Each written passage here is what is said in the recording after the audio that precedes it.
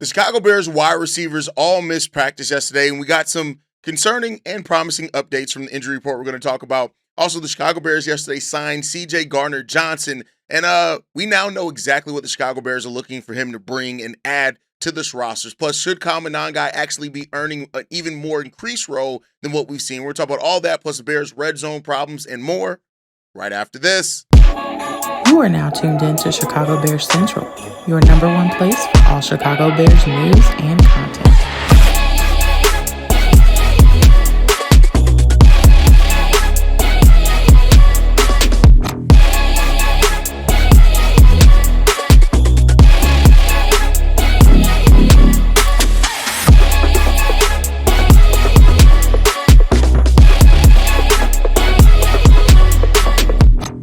What's going on, Bears fans? Welcome to another episode of Chicago Bulls Central, your number one spot for everything Chicago Bulls related. I'm the host there, Haize, but more importantly, you guys can follow the channel at Chi Bears Central on every social media platform we happen to be on. With that said, let's go ahead and get into it for today, y'all. I want to start off talking about the injury report for the Chicago Bears. Yesterday, the DJ Moore, Odunze, Olamide Zaccheaus, Luther Burden all did not participate in practice. Odunze was suffering from a heel injury, DJ Moore from a hip groin thing, Olamide Zaccheaus from a knee, and of course Luther Burden is in concussion protocol, which kept him out of practice. DeAndre Swift also was absent from practice as well, which means that Caleb Williams was in practice with all of his top weapons, targets, everything, all out. Now, I've always said the first day of the injury report on Wednesday is always kind of the vet day. You're going to get a lot of veterans that get veteran days off Wednesday and Thursday in a lot of cases. It is what it is. We'll see how that grows and develops, right? But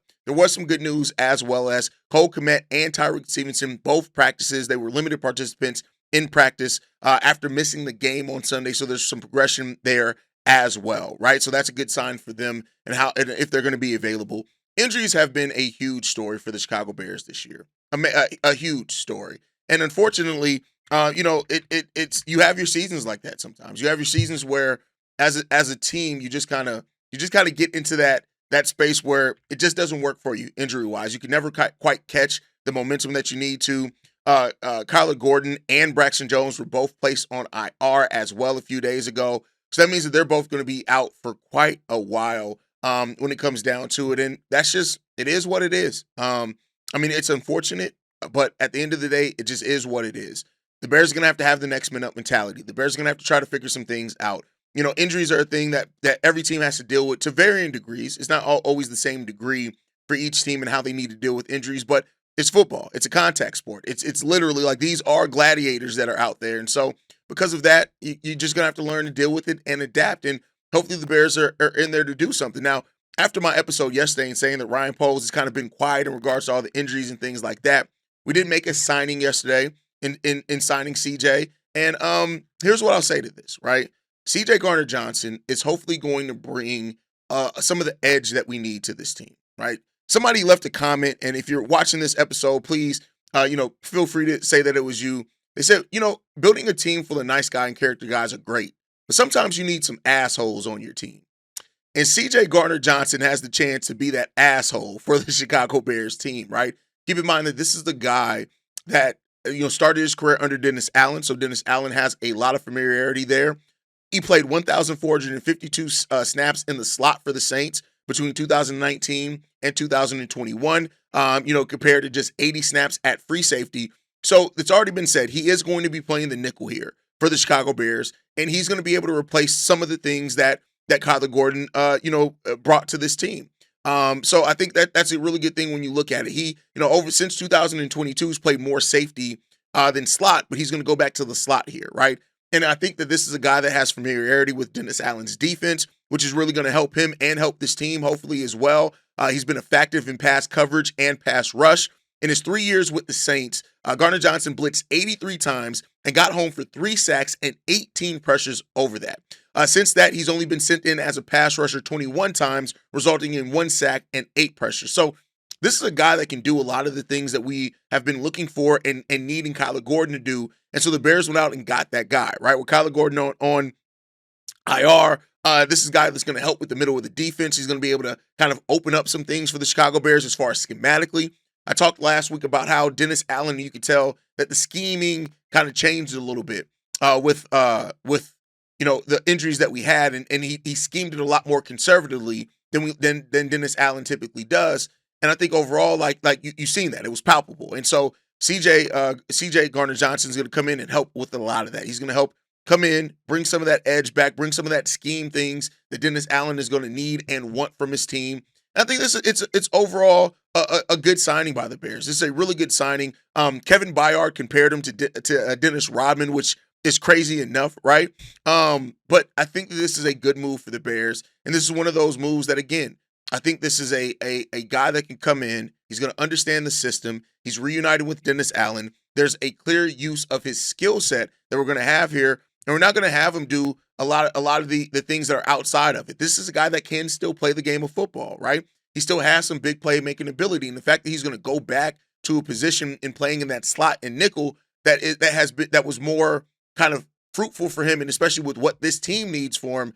This is real. This is some real help for the Chicago Bears secondary that we've been missing and that the Bears need here. And so this is a needed shot in the arm. Now, I will say this as well. This is good, but we still need some other things going on. And because, you got him, he was on the practice squad, you activated from him after the visit. This is great. Now, what else is Ryan Poles? It still goes to what I talked about yesterday, right? Is that Ryan Poles, I'm still looking at Poles and saying, hey, you are the guy. You are the orchestrator of this whole thing. Let's see what else you got in the can. But I'll tell you what, getting Tyrique Stevenson back, having Gardner-Johnson, CGJ there is going to be really fun. I think that's going to be fun to have there, and we'll see, man. Dennis Allen, and when we've talked a lot about former players that have played under Dennis Allen and the potential of them coming to this team.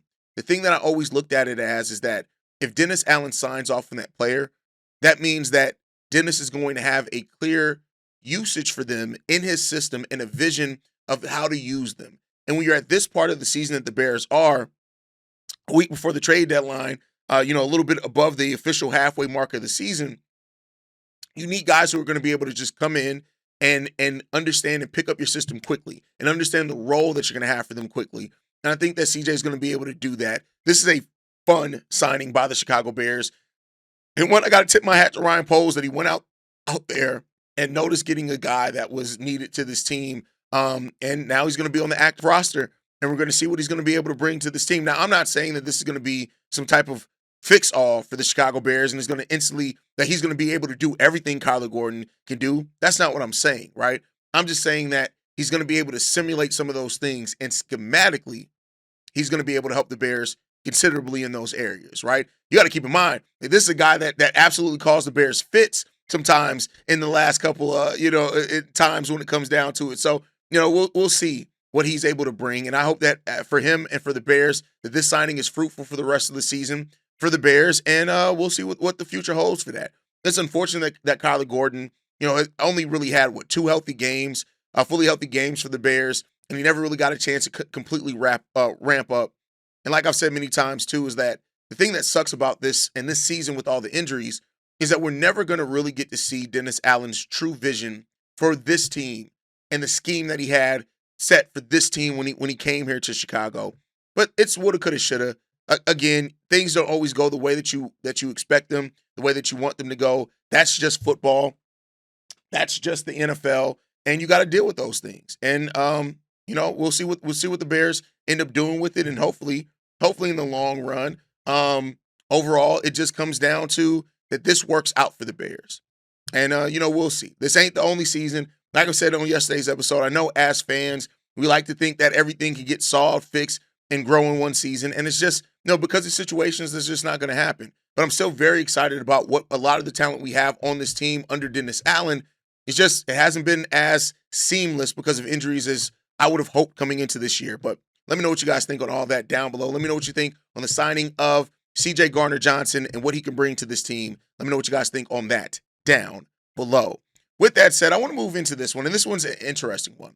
Ian Hartitz of Fantasy Life came up with a unique formula, right? And again, this is it's fantasy football formula that he came up with, but I do want to use this to segue into conversation about Monangai, right? So he came up with this. He called the stat cool shit. It takes a running back's total touchdowns, explosive plays, and tackles avoided, and divides that number by the carries and targets, and it comes up with a meter there, right? So then he also narrowed that list down to running backs that had at least 50 opportunities, carries and targets combined. And he used that to create a sample size. Kyle Monangai ranked 8th in that cool shit rank at 39.2%. The only 7 running backs that were listed above him were some of the biggest names in football. Jonathan Taylor was number 1. Number 2 was Bijan Robinson. Number 5 was James Cook. Number 7 was Jahmyr Gibbs. Now, stats like this are not necessarily transferable one for one, right? You're not going to look at that and say, oh, well, because of the stat that this guy came up with, it means that this guy is right up there with those other guys. But I do think it shows a good job at what Kyle Monangai can potentially do with more opportunity. Now, DeAndre Swift has not been very healthy over the last little bit of stretches. It is there. It's evident. And so I think as it stands right now, that with the Bears kind of trying to go to a more balanced backfield, that Kyle Monangai is ready for more opportunity. Now, what he does with that opportunity, that remains to be seen. We'll see how that ends up working out. But I think in a place where this Bears team is, where they are still very much so trying to find their rhythm on the ground. They had 2 solid weeks and then went right back to what they've done before. And I think that, and I know this has been talked about ad nauseum. A lot of people have talked about this. Hell, we've talked about this a lot. But I really want to look at and hope that Ben Johnson is going to start being more open to getting it to giving more opportunities. Like I said it on an episode of Trust Your Rookies. I was talking about Colston Loveland, Kyle Monangai, and Luther Burden in that case when I said that, right? And I do still want to see that for the Bears. Kyle Monangai's had 42 carries on the season. He only has 182 yards in that, but he's averaging 4.4 yards per carry. Again, considering how the scheme is gone, the running game is gone, the blocking is gone at times, that I think that shows a lot of promise. I'm not where some people were after we drafted Monangai and people started obsessing over his tape and like, hey, this guy could be, he can end up being a starter in every down back. I haven't seen enough to say that. And I'm not going to be that hyperbolic to say that because I see some promise. Kyle Monangai looks like a guy that can be an every down back. I'm not saying that, but I am saying that he is somebody that I look at this and say he deserves more opportunity. He's averaging 4.4 yards per carry, 10.2 yards per reception as well, right? That's really good. When you look at that, like there's been nothing that Monangai has done on the field that to me, I look at and say, that doesn't help this team. That can't help this team win football games. His pass blocking at times, right? Like those are things. Kyle Monangai is a pit bull. That's the way that I look at him. Yeah, he's only 5'8". He has a shorter stature for sure. But I look at this guy and I'm like, this dude is a pit bull, regardless of the size, regardless of the person in front of him, and anything. He just goes out there and figures out a way to get it done. And he's one of those guys that always seems to fall forward, meaning that he always finds a way to get positive yards more times than not. And so as we go into the season and, we're still trying to find rhythm in a lot of areas. And I know that, Caleb Williams and the accuracy things and wanting to get the wide receivers more involved in the game and those type of things. But I think that Kyle Monangai is ready for a larger role for this Bears team. And you increase his role. If it doesn't work out, you decrease it again. And, give it a couple of weeks. I think personally, and I know in football, 2 or 3 weeks is a large chunk of the season when you really look at it. But I think if Ben Johnson committed to, and again, it's still situational depending on where you're having success as a team. But I think if Ben Johnson committed to giving Kyle Monangai 12 to 15 carries per game, I think that you would actually see. Now, that's probably a bit much as we're running the ball like 25 times per game. So let me say, I'd say then 15 to 18 plays per game. That's what I'll say. Snaps per game that he's out there with that team, and whether he's an option in the pass game, an option in the run game, I think that you'll see that Kyle Monangai is ready to contribute, that he's ready to give you something to this team that can help you win football games. And that's all that it comes down to. So I know there are a lot of people who are hyped, I included, especially after seeing his highlights, over what Kyle Monangai could potentially turn into, but I don't think he's really been put out there in the best situations as much as I would have liked him to by this part of the season, right? So as we're looking at the season, kind of find our rhythm, find our momentum, and stuff like that, these are things that you can find to kind of uncover part of your game. Just like I said with play your rookies, trust your rookies, put your rookies in situations, because if this Bears team does go, right, and we find our path, especially as in the next topic we're going to talk about, which is the Bears in the red zone, I think that guys like Kyle Monangai, Luther Burden, and Colston Loveland could be a big part in fixing some of those things that we've seen that have ailed the Bears so far, right? And so that does get us to our next topic. The Bears have been struggling to capitalize on red zone, right? Now, I think when you look at this, you got to have a fair conversation. What is the most concerning thing to you? And I'm actually asking you guys. I would love to hear from you guys on this one. And what's the most concerning thing to you personally? Is it the red zone opportunities and the lack thereof for the Chicago Bears, or is it the lack of production, in the red zone, right? Which one of those two things are standing out the most to you? Now, I know in a perfect world you can get everything done. This ain't a perfect world though, so you got to figure that part out, right? But I think when you look at this for the Bears specifically, and what we're trying to do as a team, and the fact that our defense, and we'll see if this continues, mainly because of the number of injuries we have, we may not be the takeaway darlings that we were before, right? But with the red zone opportunity specifically, you got to find a way to increase your rate of getting touchdowns. Like, I get it. To me, you need to score every time you're in the red zone. And I know that's unrealistic. So about 90% of the time you get in the red zone, you need to score, whether that's a touchdown or that's a field goal. But our rate of getting touchdowns in the red zone is where it's so much concerning at, because we just need to find a better balance and more consistency with getting it done in the red zone. These are two of the things that are hurting the Bears a lot. Yes, Caleb Williams missing throws is definitely hurting the Bears too. It's not to say that it's not, but those red zone opportunities, the penalties, these are things that are just killing drives, those self-inflicted wounds. That keeps being the thing that we have and we have to talk about, right? When you look at this, the Bears have scored a touchdown in the red zone just 47.8% of the time. That's seventh worst in the NFL. And so when you look at it, they're also scoring touchdowns on 66.7 of goal-to-goal situations. That's tied for fourth worst in the NFL. The Bears are just not getting it done in the red zone. And I'm sure that Ben Johnson is looking at this, and it's probably driving him crazy, because, like, you're getting there regardless of how you get there, whether it's takeaways from the defense, your offense being able to go on drives and just not seal the deal. You're getting in the red zone. When you're in that red zone, you got to score at a higher rate. It's inexcusable for this team to continue to struggle in those areas. So I get it, the penalties. And the penalties, especially pre-snap, that's something that the team controls. 100% that the team controls that. But I'm looking at this red zone opportunity, and I wonder how many games would we not necessarily look at the penalties as much if we were getting better red zone production. And I would love to hear from you guys on that. The mailbag's tomorrow, so please don't hesitate to call in and tell me your thoughts and feelings on that. But I just think that is part of where we got to go to, and how we got to grow. And, at the end of the day, I'll say this as well. You guys know I'm not one of the people that knocks Caleb Williams, right? I critique Caleb Williams absolutely, because there are definitely things he has to improve on as a quarterback. But if you go back and look, I told y'all when Caleb Williams was drafted, don't let that generational hype talk make you think that he was going to come in here and day one be a finished, full, polished product.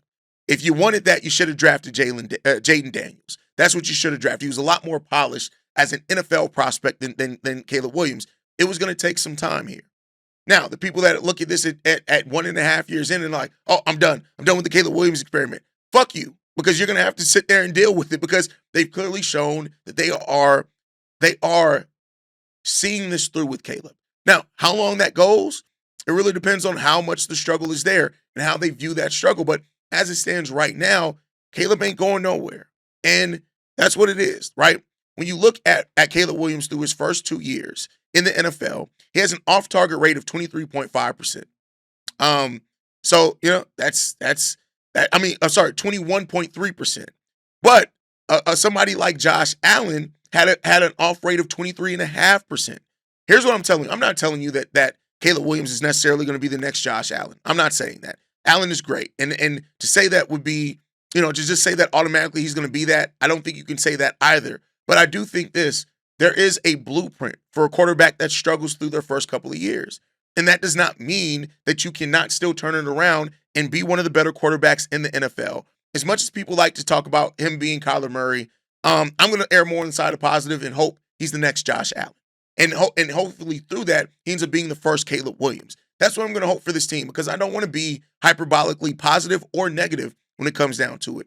But I'm not going to give up on a guy that has shown growth. Caleb Williams, despite what some people will tell you, he has grown as a quarterback so far at it. So that's some pretty big things he needs to grow through as well. I'm not saying that he doesn't there, but he has grown as a quarterback. And I think that with, more time with Ben Johnson, another full offseason with Ben Johnson, hopefully we're able to come out on the other side of that in a much better place as a team. I think it's coming. Maybe that's just hope for me. I'm a Bears fan. I'm always going to hope my team's going to be able to pull it together and figure it the hell out, because that's what we do here. So let's hope that the Bears are able to get it together. We shall see what they do. But as it stands right now, we'll see. We'll see with that. Hopefully Caleb Williams can blossom like Josh Allen did, because a lot of the same things Bears fans are saying about Caleb, Bills fans said the same thing and some worse about Josh Allen. And if you don't trust it, go back and look. But that's my time for today, guys. Thank you guys so much for tuning in. Make sure you guys are following us at Shy Bears Central. You can send us any feedback, questions, comments, concerns. ShyBearsCentral@gmail.com. And then lastly, if you want to leave a text message and or voicemail for the mailbag, the number to do so, 773-242-9336. We are the number one spot for everything Chicago Bears related, but that is thanks to you, lovely and beautiful people. And like I like to end every episode on, Chi-Town up, but Bear down. Love you guys. Peace, y'all. This has been a presentation of the Break Media.